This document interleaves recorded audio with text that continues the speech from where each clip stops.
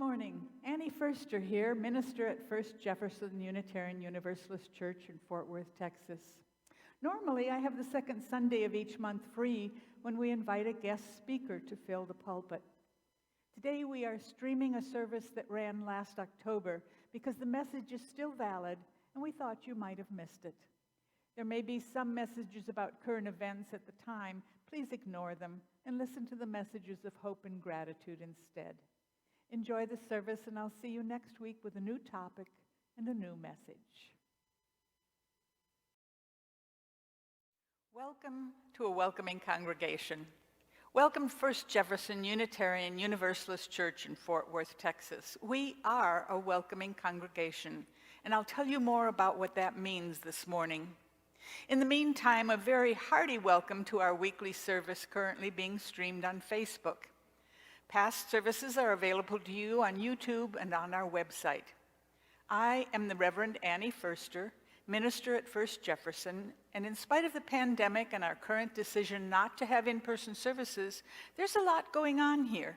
Our Adult Religious Education and Exploration Committee has started a new program on Wednesday evenings you really don't want to miss.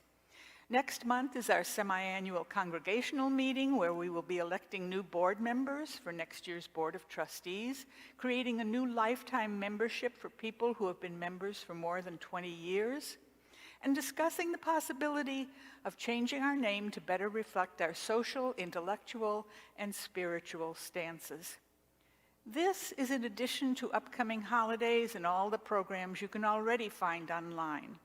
If you are not on our mailing list where you can get links to all these events, just send an email to administrator@firstjefferson.org. And what would be more welcome right now than some inspiring music from our pianist, Misha Berestnev. Misha.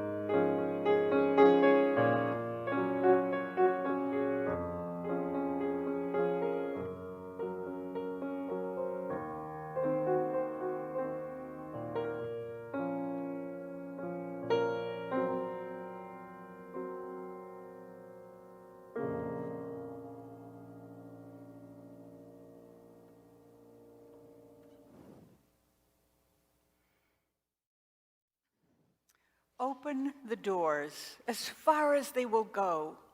Draw on the strength of the stones beneath you. Ground yourself in a firm sense of who you are. Stand as a beacon welcoming the next seeker and shine far beyond the lintel and sill. Open all that you are. Heighten and deepen your connections to the world around you. Broaden your definition of neighbor. Grow into the largest target for grace that you can muster, and pray to become a gateway for even greater love and compassion. Open up the doors, my friends, lest we keep the stranger out and condemn ourselves to prisons of our own making. Our opening hymn this morning is number 86, Blessed Spirit of My Life. Our hymn leader this morning is Reneel Baker.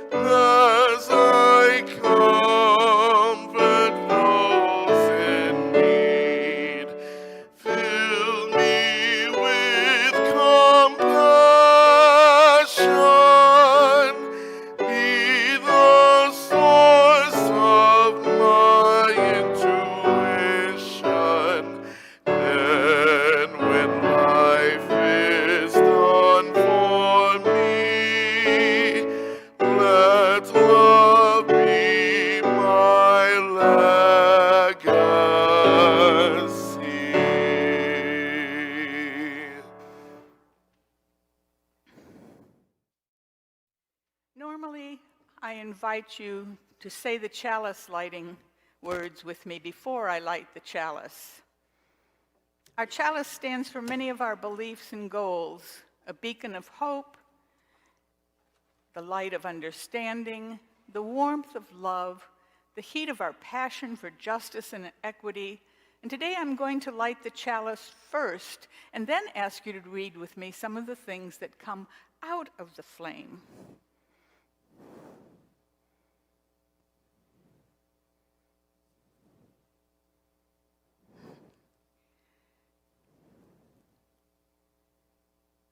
All right, the chalice is lit.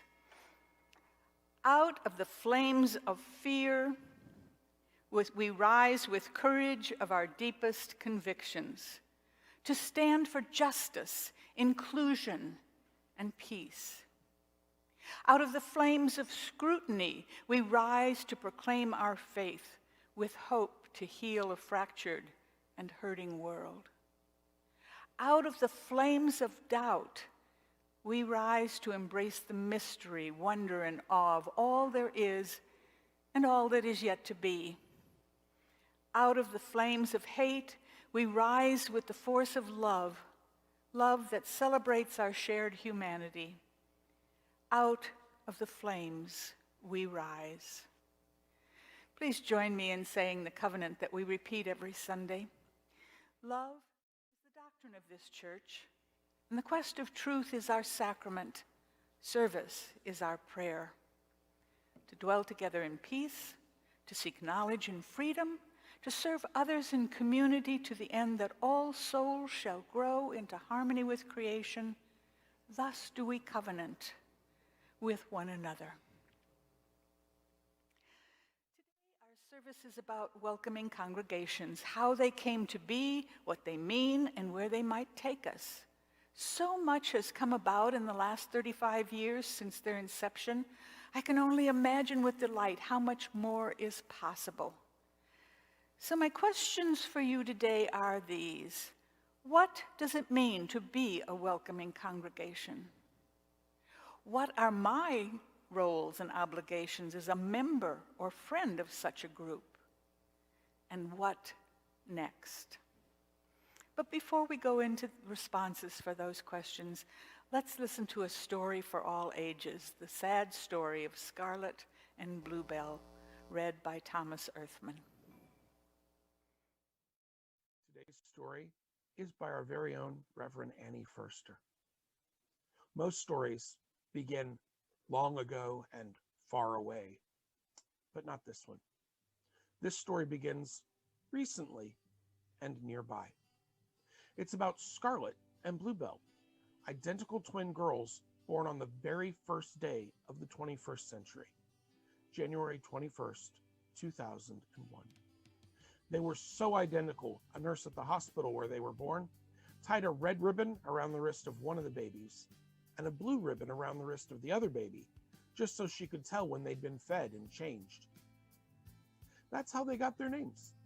Their parents saw the ribbons and named them Scarlet for the red ribbon and Bluebell for the blue one. As they grew, the ribbons wore out. But their parents continued to dress them in red and blue, both day clothes and nightgowns, so that no one would get them mixed up. When they were about 6 months old, their grandfather, on their mother's side, took them to a fortune teller that he knew to see what their futures would hold.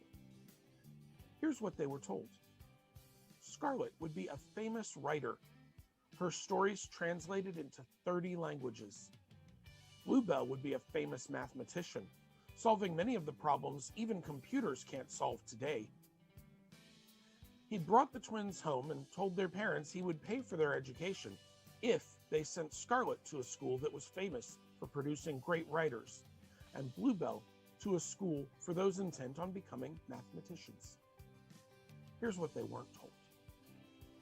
Their babysitter, who was new and didn't know why they only wore red and blue, had helped to dress them that morning and put a blue romper over Scarlet and her red diaper, and a red romper on Bluebell covering her blue diaper.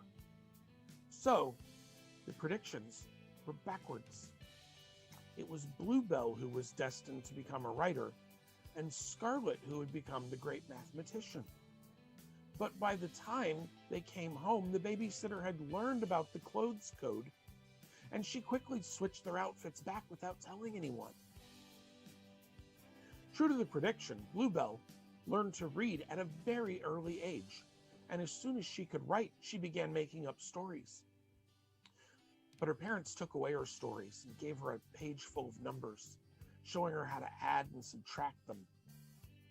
Now, Scarlet learned to count at a very early age, and by the time she could write her numbers, she had discovered Sudoku, and then quickly killer Sudoku, which was much harder to solve. But her parents told her to quit wasting time on number pursuits and go read a book. Both girls were pretty unhappy. As they grew older, they realized they were going to fail their most important classes if they didn't work together. So Bluebell helped Scarlet with her reading and taught her how to write essays when they got into high school. Scarlet helped Bluebell with her math problems and how to solve binomial distributions. They were both very smart, and they managed to get passing grades in all their subjects through high school, but neither of them was very happy. So now they're in college, and they're separated from one another. But they keep in contact with phone calls and Zoom, and they still help each other with their homework. Scarlet tells Bluebell she wishes she could be herself and study the numbers she loves. And Bluebell tells Scarlet she wishes she could be herself and write the stories that fill her head. They cry a little together, and then they wish each other the strength to carry on. This would be a very sad story if it ended here today, but I can tell you what's going to happen in the future. Together, the twins will decide that sometime next year, they are going to stand up for themselves. They will go to an aptitude counselor and take tests to determine what they would do best with their lives. The test will reveal their true skills and their preferences, and their parents will apologize in dismay. The girls will transfer to each other's current schools and begin their studies all over. They'll still keep in touch with phone calls and Zoom, but they'll have a lot to smile about. They'll be happy with the skills they're learning and improving. Now, it's too soon to tell if either one will really become famous, but it's important that they both feel like they're being true to themselves. The hearts that beat under their red and blue dresses do not need color coding to know what love is all about.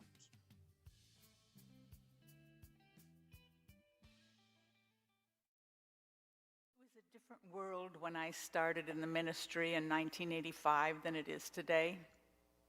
I couldn't have predicted what wonderful changes might be made in my lifetime any more than I might have predicted how much hate and violence would accompany those changes, or how much love. The Welcoming Congregation program started at about the same time as I got my first churches, but I didn't find out about it for a year or so. I was too busy being new, adjusting to the joys and demands of ministry. Since Stonewall, a decade or more before, we all knew about the trials and tribulations of gay people in America. Things weren't easy for them, but at least we were talking about them a little and wondering what we might do to help. Let me take that back. Some people were talking about these trials and tribulations, but not everybody. Not the people in my two yoked churches, small congregations outside of a larger metropolitan area. Caution was the byword, and as a new minister, I was not about to back into that buzzsaw without a little research. So for my part, I was in contact with gays and lesbians in the area, or I should say they were in touch with me. At the time, services of Holy Union were generally known to be offered by Unitarian Universalist ministers. This was a ceremony for same-sex couples that allowed them to make vows of commitment to one another until such time, way in the future, we could only hope, when marriage would be legal for them. Mostly the couples I met had heard about our church from other couples they knew, and my willingness to perform such ceremonies for non-members. The services were often held in parks, in pavilions, in people's homes. None of them were members of my church because many gays and lesbians assumed that all churches rejected them as members. But after a year of this, I decided to come out of my own closet of secrecy and tell my congregation that I was performing these ceremonies. By then, I had discovered the fledgling program called Welcoming Congregation, established by the Unitarian Universalist Association, and I encouraged the congregations to participate in it. I told them of the ceremonies I had performed and suggested that we make the church a welcome place to perform these ceremonies and invite this still beleaguered community to attend. Well, the results of this service were amazing. People in both congregations came to me later saying, "It's about time we talked about this," adding that they had a brother or a sister or a daughter or son who was gay or lesbian.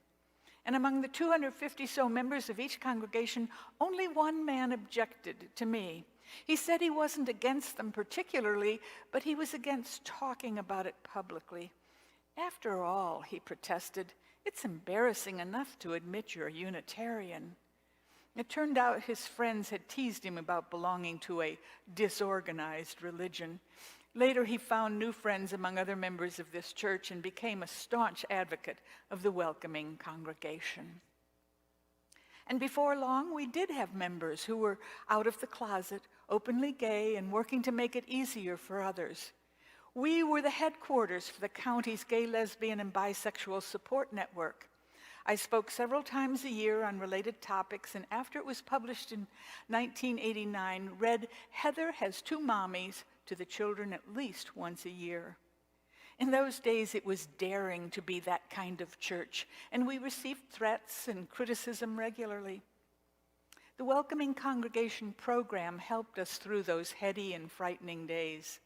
I became a spokesperson on the topic for the local ministers group, made up of ministers whose denominations forbid them to talk on the subject in public or offer services of Holy Union.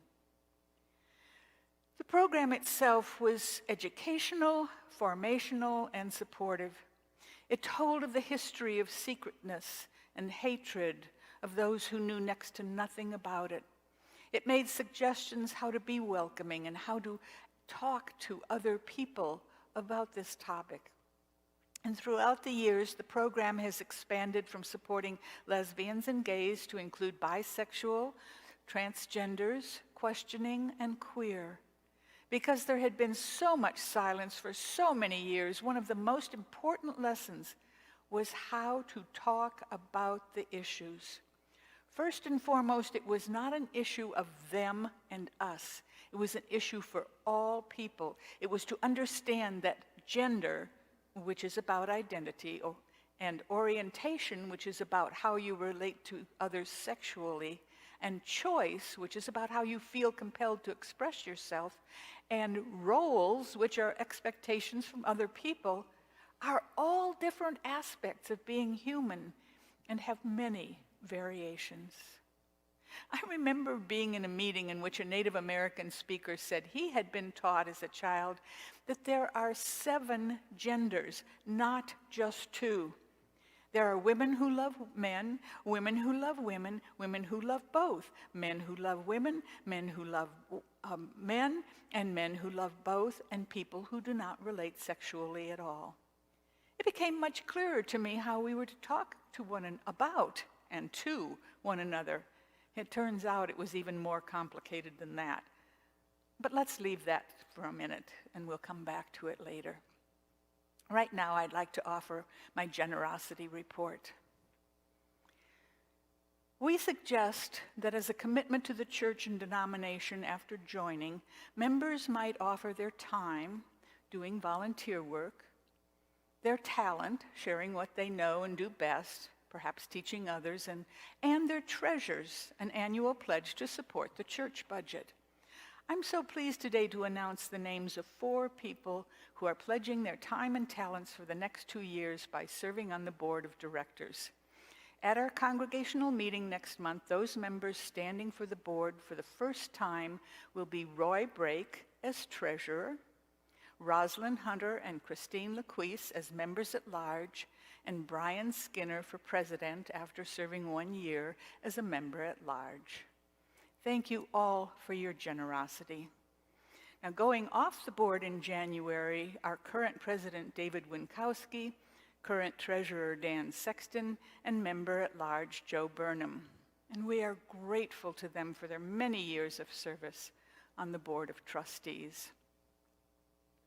I'm also grateful for the many members and staff who have already voted in the upcoming election, presidential election, and for senators and all that's this year. I plan to vote next Monday. Actually, I wrote this yesterday, and then I went and voted yesterday, so I'm not going to vote next Monday. I have already voted with early voting that started in Texas.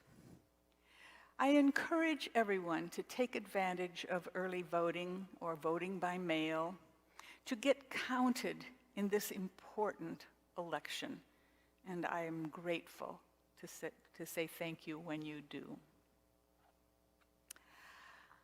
I do not have a reading in the usual sense of the word, but I think what I'm about to share will be helpful to you. When I started in this work, the alphabet soup designation for this community of closeted and formerly closeted people was LGBT, lesbian, gay, bisexual, and transgender. Listen, the designation is now LGBTQIA+.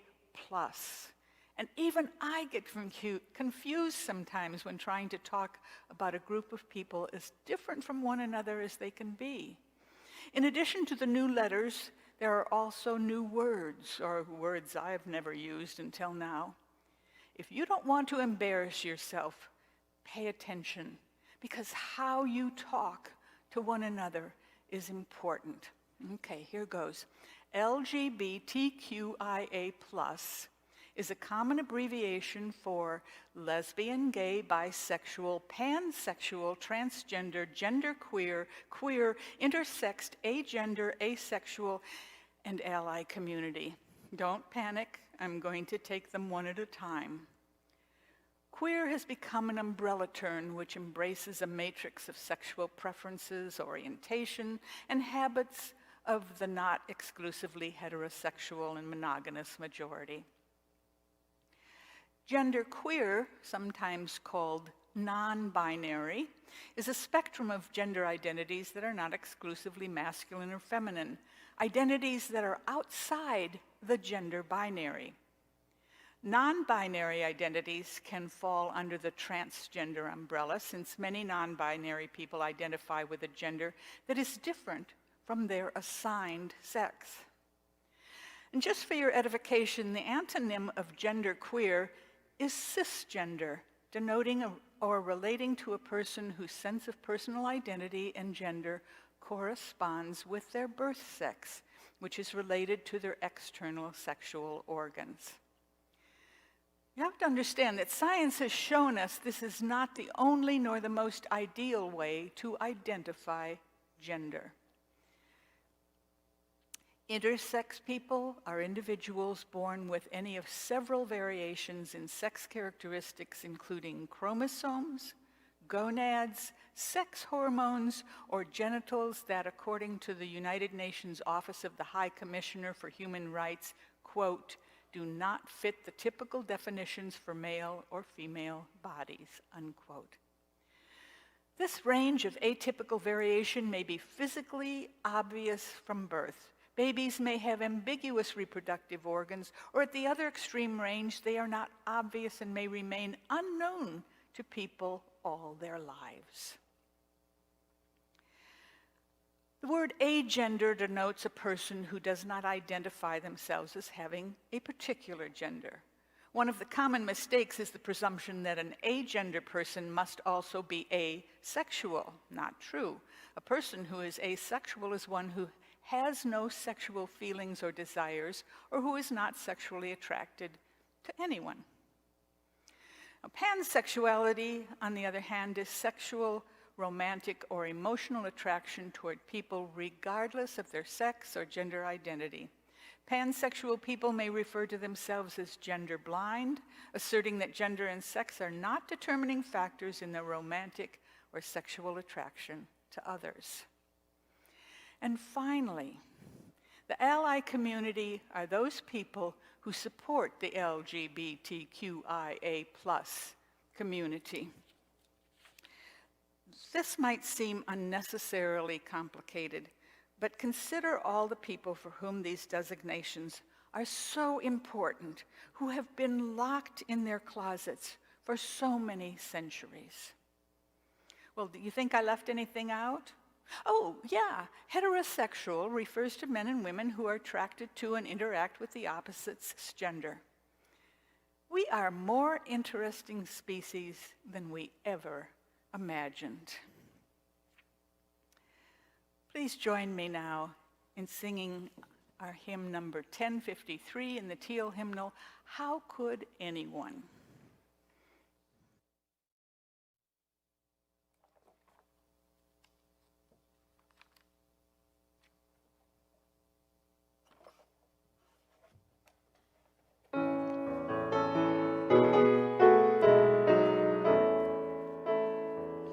How could anyone ever tell you you were anything less than beautiful?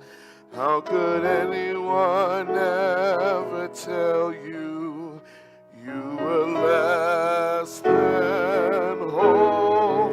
How could anyone fail to notice that your loving is a miracle? How deeply you're connected to my soul. How could anyone ever tell you you were anything less than beautiful? How could anyone ever tell you you were less than whole? How could anyone fail to notice that your loving is a miracle? How deeply you're connected to my soul.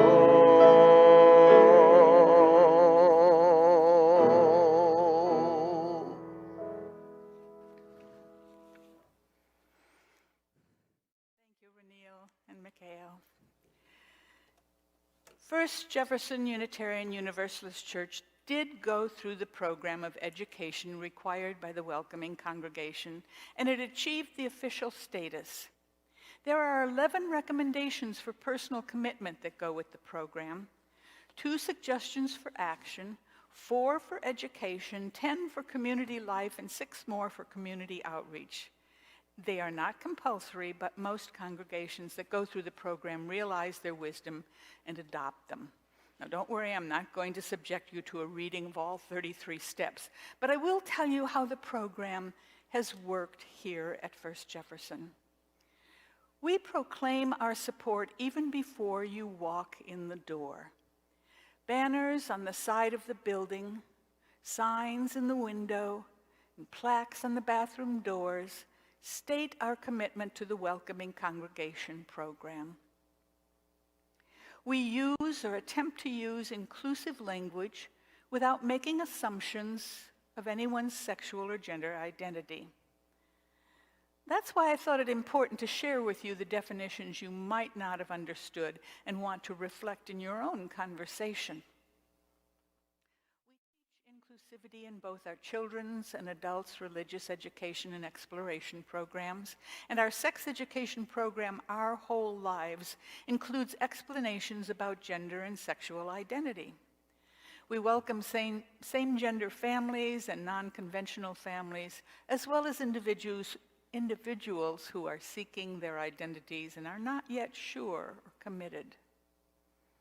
Annually, we have attended the Fort Worth and Dallas Gay Pride Parades, carrying banners that identify our church and our support. We do outreach as well as education, advertising our presence and commitments in local gay publications.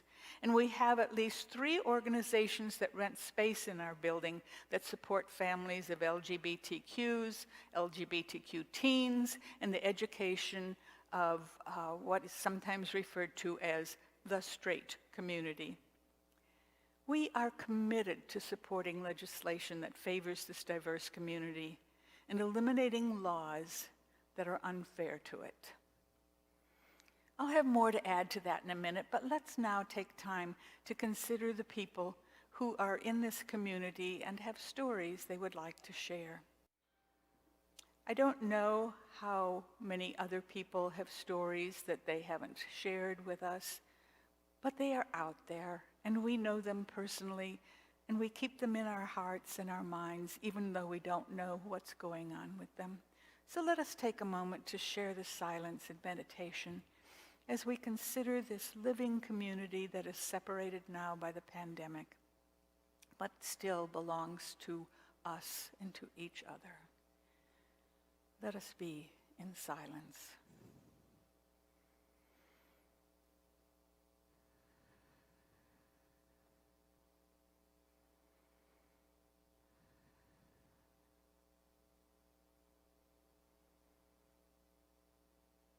Misha, can you support our silence with some music?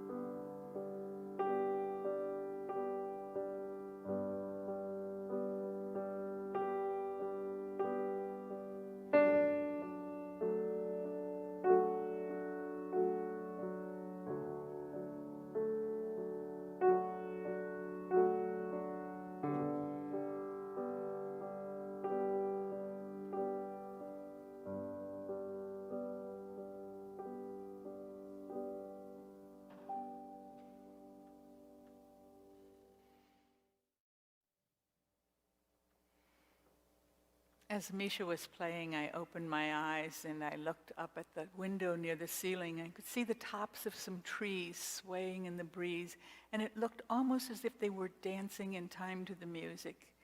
It makes me think how connected we really are, even when we're apart. So, what next? I'm not sure I know the answer to that, but I'm open to learning and to following. I think the learning aspect is important for everyone, staying open and following the latest setbacks and steps forward. Fortunately, I have many good teachers in this congregation and within this faith community. It is no secret that I am a word person, and much of my own work has been to help people talk about their personal situations, to talk to one another, and to express their deepest feelings. How we use language is very, very important, as we have learned in other social justice situations. How we refer to people, how we talk about them, how we talk to them is important. It can be supportive, or it can be horribly devastating. We have had to unlearn language we didn't even realize was offensive because it was, unfortunately, the everyday language of our childhood. I remember once remarking that the children who participated in the service that day were unusually excitable that morning.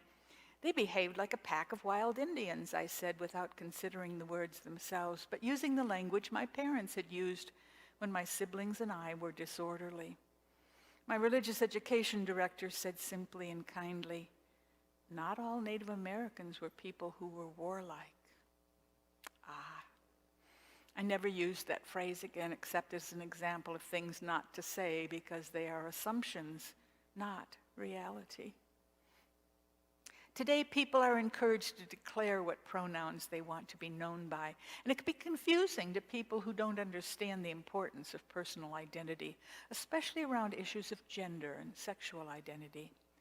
The fact that some people who consider themselves non-binary or genderqueer want to be referred to as they or them is confusing to many cisgender people. We must just assume that they are as confused when they are felt to be slotted into categories that don't suit them. It takes some getting used to, and people who support the queer community often list their pronouns without being asked, even if they are considered to be what is expected. My pronouns are she and her. But I think the most important attitude to what is happening, what is coming, and what is next on the step toward being truly welcoming is to avoid assumptions. Avoid making assumptions about the sexual orientation or gender identity of any of our members, visitors, or children, and be open to challenges to assumptions that you do make. Take time to ask, and then always respect each person's identity, self-labels, and pronoun preferences. A world lived openly, with compassion, acceptance, and love, is a much more interesting world than the one presented to me when I was a child. All lives are made up of the experiences one garners in their ethnic communities, their educational communities, their sexual communities, their ableism, their life experiences, and their dreams and hopes for the future. Like snowflakes, no two people are alike. No one need ever be bored. All you have to do is tell people your name, smile, and ask, "And what is your story?" Birds of a feather may flock together, but it's because they don't feel safe any other way. If we make the world safe for everyone, oh, what a glorious time will be the span of our lives. Everything will be possible. And that's our closing hymn for today, number 1019 in the Teal hymnal, Everything Possible.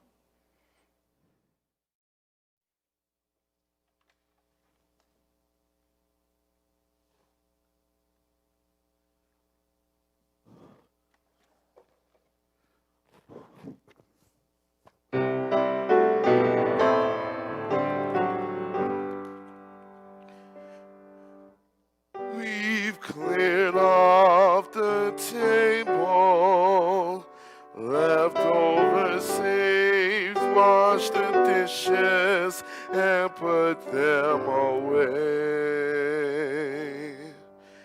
I've told you a story, tucked you in tight, at the end of your knockabout day. As the moon sets its sails to carry you to sleep over the midnight sea, I will sing you a song no one sang to me. May it keep you good company. Oh, you can be anybody you want to be. You can love whomever you will. You can travel any country where your heart leads, and know that I will love you still. You can live by yourself. You can gather friends around. You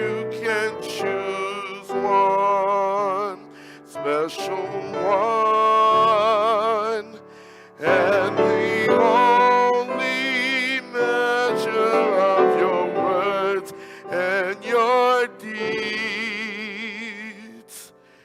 will be the love you leave behind when you're done. There are girls who grow up strong and bold. There are boys quiet and kind. Some race on ahead, some follow behind. Some go in their own way in time. Some women love women, some men love men, some raise children, some never do. You can dream all the day, never reaching the end. Love everything possible for you.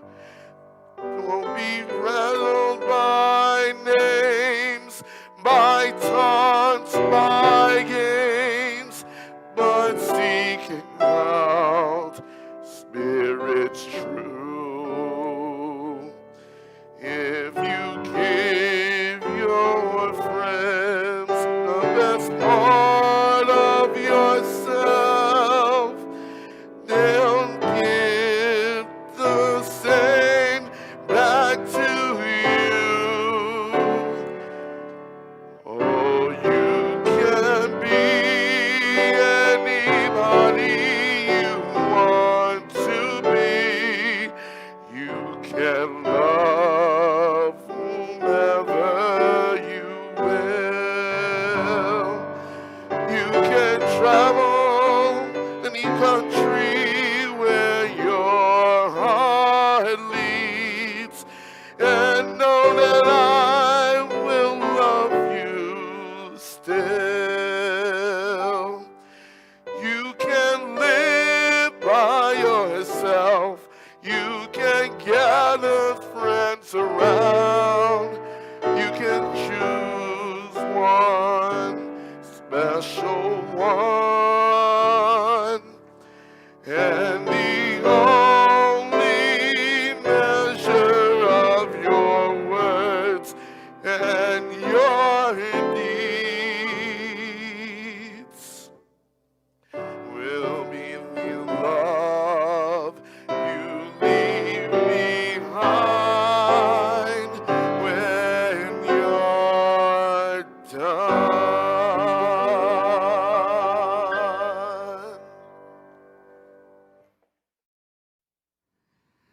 Thank you, Renil and Misha. That was beautiful. We lit this chalice to help us find inner peace.